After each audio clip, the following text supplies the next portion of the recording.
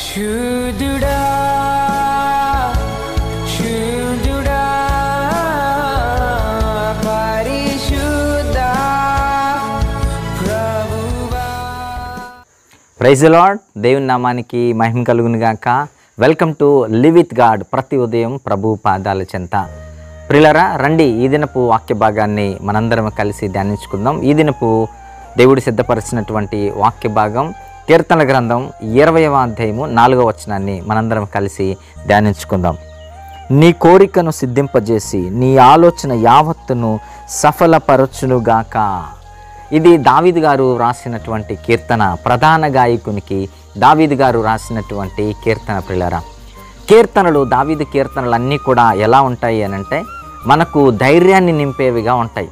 మన భక్తి జీవితాన్ని దేవునిలో ఇంకా కొంచెము లోతుల్లోనికి నడుపుకునేవిగా ఉంటాయి. మన జీవితంలో కష్టాలలో, భయంకరమైన పరిస్థితుల్లో వేసారిపోయిన జీవితాలకు ఆయన నిజంగా ఓ గొప్ప ధైర్యాన్ని నింపే విధముగా దావీదు గారు తన కీర్తనలు రాస్తాడు. ఎందుకనంటే దావీదు గారి జీవితం అంతా కూడా సుఖము కలిగినటువంటి జీవితం కాదు. దావీదు గారి జీవితం అంతా కూడా ఆనందముతో ముందుకు కొనసాగినటువంటి జీవితం కాదు. ఎందుకంటే దావీదు గారి జీవితంలో ఎటు చూసినా కష్టాలే, ఎటు చూసినా ఇబ్బందులే, ఎటు చూసినా ఇదిగో దావీదు యొక్క జీవితంలో ఆనందము లేని, సంతోషము లేని, నిద్ర లేని భయంకరమైన రాత్రులు గడిపినవాడు దావీదు రాజు గారు. కాబట్టి అలాంటి ఆయన ఇదిగో మనందరికీ కూడా గొప్ప మాటలను పరిశుద్ధాత్మ ప్రేరణతో రాస్తున్నాడు. ఈ కీర్తనలో ఎంత గొప్ప మాటలు దావీదు గారు ఉపయోగించాడో చూడండి. మీ కోరికను సిద్ధింపచేయునుగాక అంటున్నాడు దేవుడు.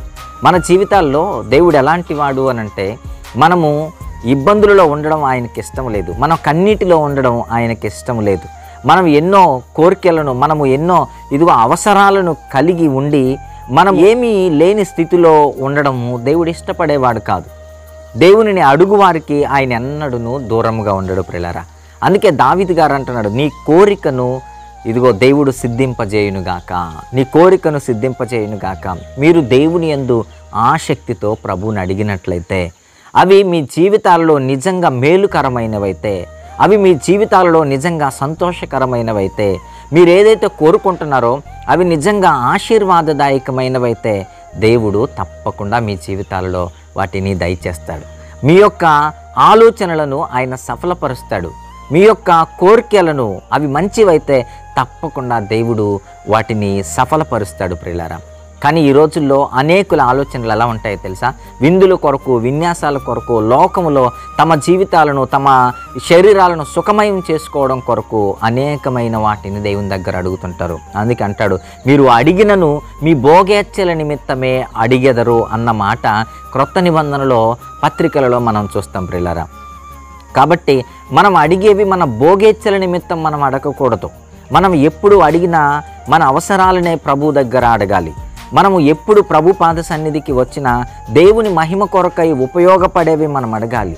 మనం ఎప్పుడు ప్రభు పాద సన్నిధిలో ప్రార్థన చేసినా ఇదిగో దేవుని యొక్క రాజ్య విస్తరణ కొరకైనవి మనం అడగాలి. మన జీవితంలో ముఖ్యమైనటువంటి అవసరతలు ఏవైతే ఉన్నావో వాటిని మనం ప్రభు పాద సన్నిధిలో అడగాలి. మన ఆత్మీయ జీవితం ఇంకా కాస్త బలపడడానికి, మన ఆత్మీయ జీవితం ఇంకా కాస్త ముందుకు కొనసాగడానికి, ఇంకా కాస్త లోతుల్లోనికి మనం వెళ్ళడానికి, మన ఆత్మీయ జీవితం ఇంకా కొంచెం గొప్పదిగా అనేకులకు ఆశీర్వాదదాయకముగా ఉండడానికి మనకేం అవసరమో వాటిని అడగాలి కదా.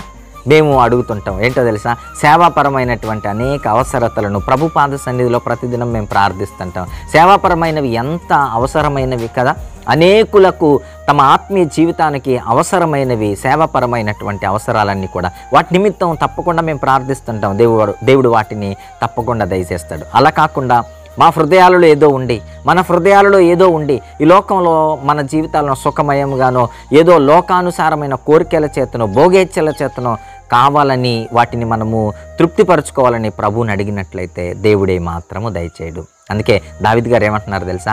ఆత్మ సంబంధమైన మీ ప్రతి కోరికను, ఆశీర్వాదదాయకమైన మీ ప్రతి కోరికను, భక్తి జీవితంలో మిమ్మల్ని ఉన్నత స్థితికి తీసుకొని వెళ్ళిపోయే ప్రతి కోరికను దేవుడు సిద్ధింపజేయునుగాక అంటున్నాడు. మీరు ప్రార్థిస్తారా ఆసక్తితో? మీరు అవసరమైన వాటిని ప్రభు దగ్గర ఇదిగో మంచి మనసుతో అడుగుతారా? ప్రభు తప్పకుండా దయచేస్తాడు. ఇదిగో మీ జీవితాలలో గొప్పవి ఏవైతే ఉన్నావో, పరలోక సంబంధమైనవి, ఈ లోకంలో మీ జీవితాలను, ఆత్మానుసారమైన జీవితాలను గొప్పవిగా నడిపించుకొనగలిగినవి ఏవైతే ఉన్నావో వాటిని అడగండి. దేవుడు తప్పకుండా దయచేస్తాడు. కనుక దేవుడు మనకు దయచేయవాడు, మన కోరికలను నెరవేర్చేవాడు, మన ఆశలను తీర్చువాడు, మన యొక్క ప్రణాళికలను ఇదిగో సిద్ధింపచేయవాడు, మన యొక్క ప్రణాళికలన్నింటినీ ఇదిగో మన ప్రయత్నములన్నింటినీ సఫలం చేయవాడు ఆయన. కాబట్టి విశ్వాసం ఉంచండి, ఆసక్తితో ప్రభు పాద సన్నిధిలో ప్రార్థన చేయండి. ఆయన తప్పకుండా దయచేయువాడై ఉన్నాడని ప్రభునామములో మీకు తెలియజేస్తూ ఈ మాటలు ముగిస్తున్నాను. దేవుడి మాటలు బట్టి మనలందరినీ దీవించును గాక. ఆమేన్.